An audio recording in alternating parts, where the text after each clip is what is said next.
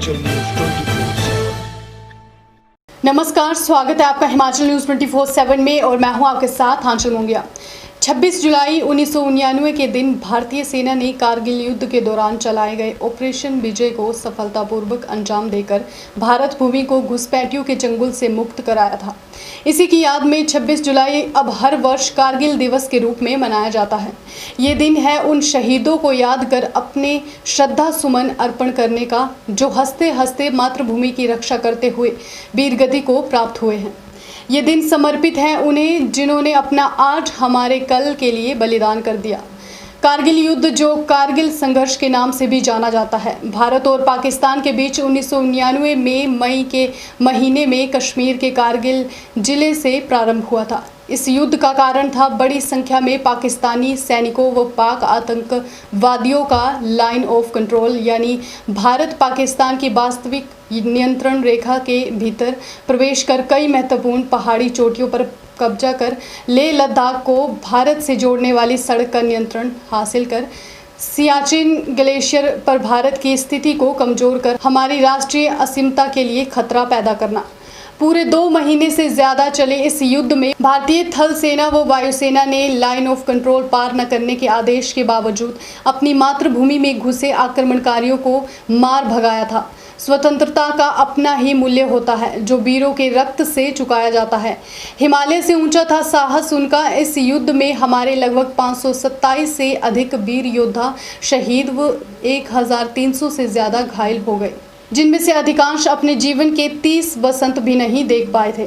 इन शहीदों ने भारतीय सेना की शौर्य व बलिदान की इस सर्वोच्च परंपरा का निर्वाह किया, जिसकी सौगंध हर सिपाही तिरंगे के समक्ष लेता है। कैप्टन सौरभ कालिया, भारतीय वायुसेना भी इस युद्ध में जौहर दिखाने में पीछे नहीं रही। टोलोलिंग की दुर्गम पहाड़ियों में छिपे घुसपैठियों पर हमला करते समय वायुसेना के कई बहादुर अधिकारी व अन्य रैंक भी इस लड़ाई से दुश्मन से लोहा लेते हुए शहीद हुए।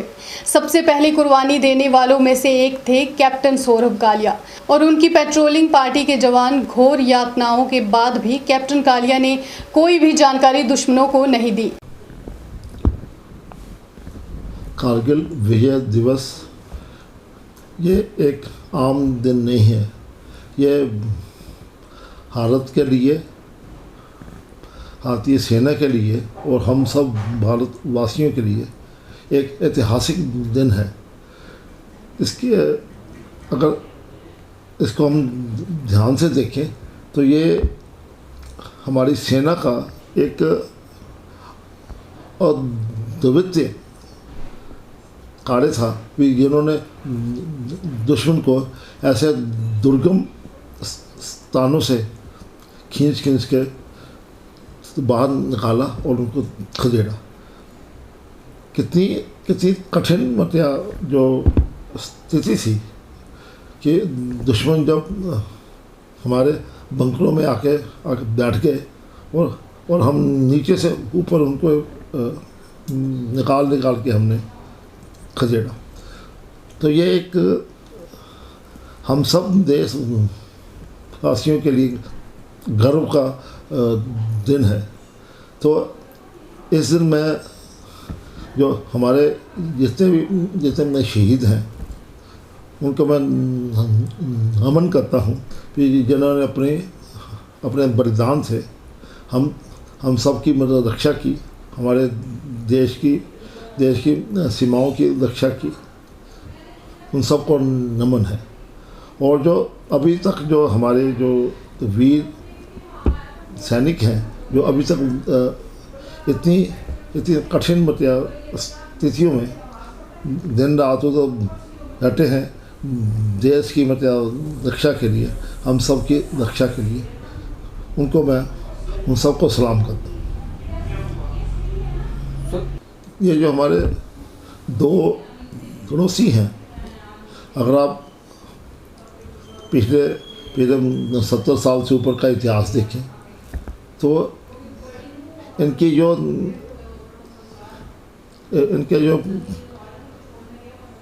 सोच है, इनकी कार्यशैली है या इनके जो सपने हैं वो उनका हमेशा मतलब उनका ऐसे सोचा कि हमने भारत को किस तरह नुकसान करना है। तो कभी भी इन दूत मतलब जो है देश हैं इनके ऊपर कभी विश्वास नहीं करना चाहिए। अब देखिए ना पाकिस्तान के साथ कितने हमने समझौते किए, क्या कभी उसे कभी पालन किया।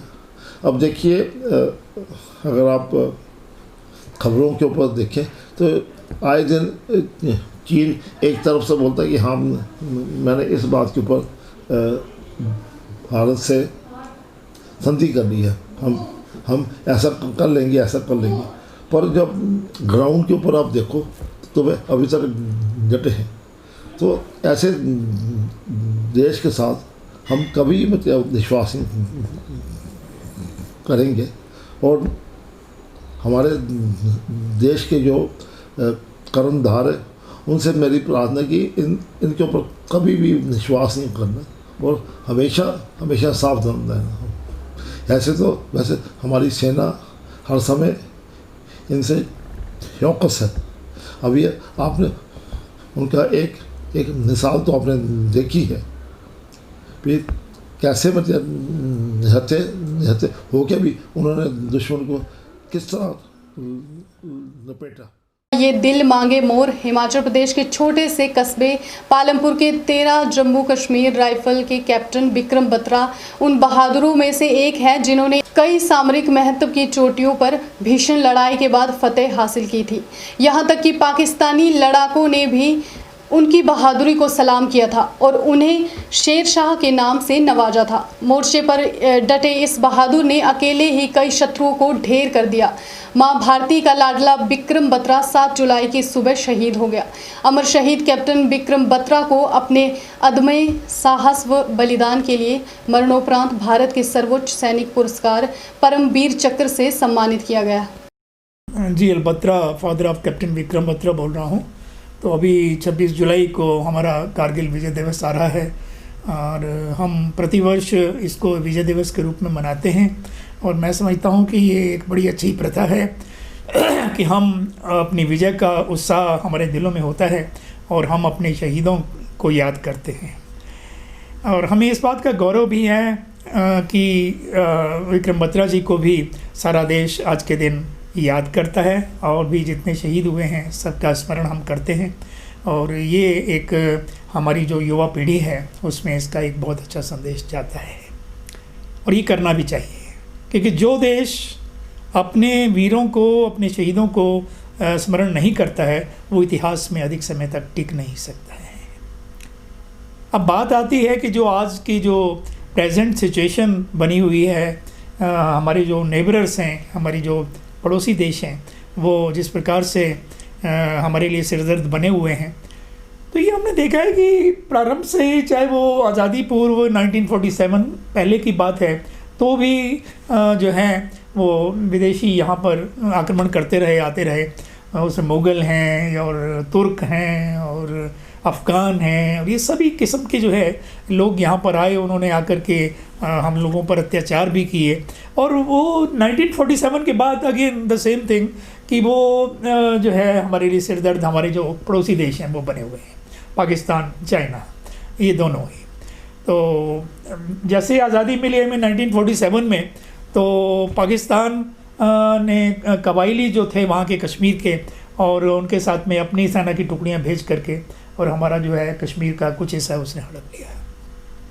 उसके बाद फिर जो है चाइना ने भी 1962 में जो है वो उस वक्त जो तत्कालीन सरकार की थी उनके साथ में पंचशील समझौता हुआ था, जिसके तहत वो भी ये नारे लगाते रहे हिंदी चीनी भाई भाई, लेकिन उन्होंने भी पीठ में छुरा घोंपा और हमारी बहुत सारी ज़मीन हड़प ली।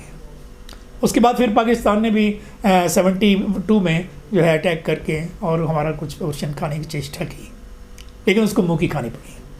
तो हम देखते हैं अब इस समय वर्तमान में भी यही पोजीशन चल रही है कि चाइना जो है वो गलवान वैली में उसने हमारा पोर्शन, हमारी ज़मीन को हड़पने की चेष्टा की, तो उसको पीछे धकेला गया।